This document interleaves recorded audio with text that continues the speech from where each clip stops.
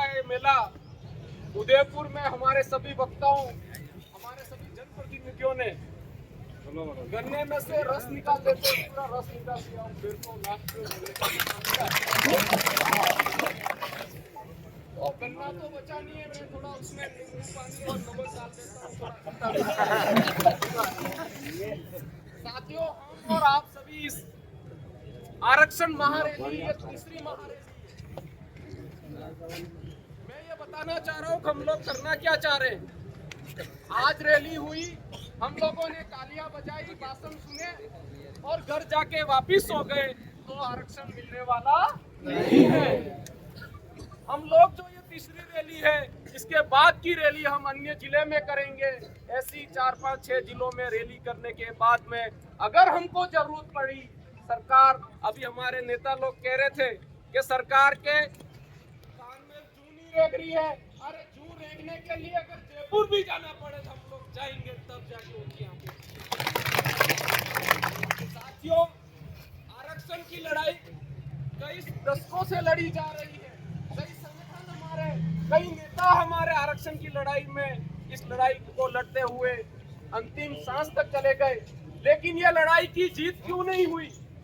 इस जीत का नहीं होने का कारण है कि हम लोग एक समय में तो एकजुट हो जाते हैं, लेकिन लंबी लड़ाई लड़ने के लिए जो हमको एकता सूत्र में बांधना पड़ता है, वो एकता का सूत्र बांधने की जो एक मंच था, वो मंच हमको व्यवस्थित नहीं मिला। हम लोग देख रहे हैं कि 4 से 5 साल हो गए हैं आदिवासी परिवार के बैनर तले हम लोग एकजुट हुए हैं। हमारी जो पार्टियां थी, उन कांग्रेस, बीजेपी और अन्य जो पार्टियां थी, उन पार्टियों को हम छोड़कर एक जाजम पे आए हैं। हम लोग एक जाजम पे आके ये बोलना चाह रहे हैं कि आदिवासियों की कोई एक प्रमुख पार्टियां नहीं है, चाहे वो बीजेपी हो, चाहे कांग्रेस हो, चाहे बीएपी क्यों नहीं हो। हम लोगों को पार्टी से ऊपर उठकर इस समाज के अधिकार के लड़ने के लिए जाजम पे आना पड़ेगा, सड़कों पे बैठना पड़ेगा। साथियों, हम लोग बेरोजगार हैं, युवा हैं, तो हमारे ऊपर दोहरी मार है। एक तो पढ़ने की भी मार है, शिक्षा अर्जित करने की, दूसरी मार है हमारे समाज को अच्छी राह दिखाने की। मैं तमाम बेरोजगार साथियों से कहना चाहता हूँ कि हम लोगों ने जिंदा हुए हैं, जन्म लिए हैं, तो मर जाएंगे, एक न एक दिन तो मरना ही है। हम लोग अगर पढ़े लिखे हैं तो नौकरी भी लग जाएंगे, लेकिन समाज के उन बेरोजगारों को, उन समाज के उन बुजुर्गों को न्याय दिलाने के लिए, हमारे समाज को न्याय दिलाने के लिए कुछ ऐसा काम कर जाए कि जीवन भर हमारा नाम हो जाए, मरने के बाद भी नाम हमारा गोजे, ऐसा काम हम लोगों को करना है। हम आज यहाँ बैठे हैं, हमारे वक्ताओं ने बोला कि आरक्षण हमारी लड़ाई प्रमुख है, लेकिन हम लोग जो देख रहे हैं उससे पहले की जो लड़ाई थी, उस लड़ाई में बिखराव पैदा हुआ मंच के माध्यम से। उस लड़ाई में बिखराव पैदा हुआ, जैसे ही चुनाव आए, कोई कांग्रेस में चला गया, कोई बीजेपी में चला गया, कोई बीएपी में चला गया, कोई आम आदमी में चला गया, कोई कांग्रेस में चला गया, और हम लोग मर गए। मैं कुछ दिन पहले की एक बात बताना चाह रहा था कि हमारी पार्टी के ऊपर, हमारे समाज के ऊपर, हमारे जैन समाज के एक प्रमुख मुनि है, उन मुनि ने कहा कि इस इलाके में आप पार्टी आ रही है, बाप पार्टी आ रही है, आदिवासियों को हिंदू बना रही है, हिंदू नहीं बना रही है। और हमारे सामने वाले आदिवासी लोग बैठे हैं, वो तालियां बजा रहे हैं, सुना आप लोगों ने। तो हम लोगों को ये सोचना है कि एक जैन मुनि जिनका काम है जैन समाज को आगे बढ़ाना, जैन समाज को आगे का अच्छा राह बनाना, लेकिन वो जैन मुनि उसका काम छोड़कर आदिवासियों को हिंदू बनाने पर तुला है कि ये बता रहा है कि भारत में अगर रहना है तो आदिवासियों को हिंदू बनाना पड़ेगा, हिंदुओं को एक होना पड़ेगा। लेकिन उसके पर्दे की पीछे की बात हमको समझनी पड़ेगी कि जो जैन मुनि हमको हिंदू बना रहा है, लेकिन वो खुद हिंदुओं से भागकर एक जैन धर्म को अलग बना दिया और हमको कह रहे हैं कि तुम हिंदू बनो। हमें यह भी समझना है कि हम लोग अभी मन्नालाल जी रावत को गालियां दे रहे थे। हम लोगों को यह समझना है कि मन्नालाल जी रावत आज हमारे समाज के खिलाफ है, लेकिन कहीं न कहीं वो भी आदिवासी है, इसलिए वो सांसद बनने से पहले आरटीओ थे। आरटीओ का काम है गाड़ियां चेक करना। अभी वो दूसरी गाड़ी में बैठ गए, बीजेपी वाली गाड़ी में, लेकिन आगे देखेंगे पानी जा रहा है तो वो गाड़ी बीएपी की तरफ भी मुड़ सकती है, उनकी गाड़ी। आरटीओ कभी भी बदल सकते हैं।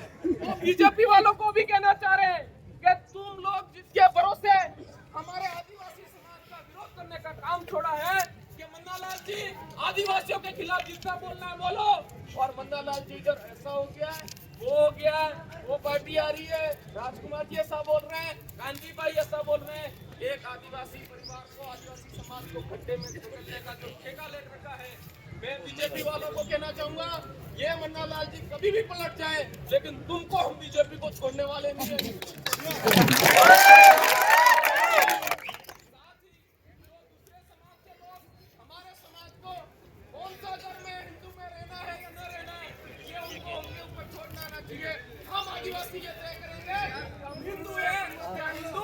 नहीं है, दूसरे समाज को हमारे ऊपर बोलने की कोई जरूरत नहीं है।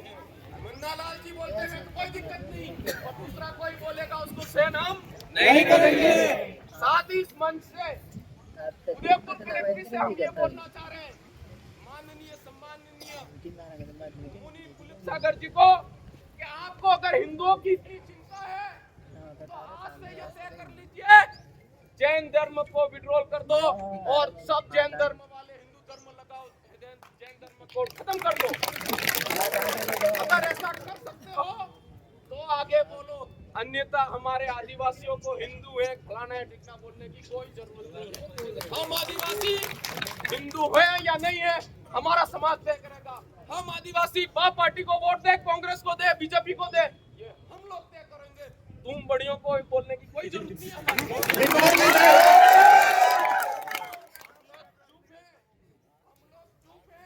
इसका मतलब ये नहीं है कि हम लोग बेवकूफ हैं। हमारे बाप दादे भोले थे लेकिन पागल नहीं थे। उन लोगों की भोलाई का तुम लोगों ने फायदा लिया है, लेकिन आज का युवा भोला नहीं है, जागरूक है और डटकर मुकाबला करेगा, समाज के लिए लड़ेगा। हम लोग अभी फिल्म देख रहे थे कि पुष्पा राज झुकेगा नहीं। आदिवासियों के लड़ाई है, ये कभी झुकने वाले नहीं है।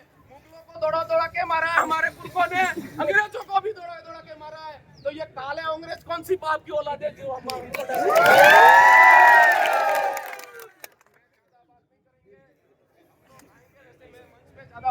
चालू रखो। आप सबको बहुत बहुत जवाब, जय आदिवासी, जय जोहार, जय भीम।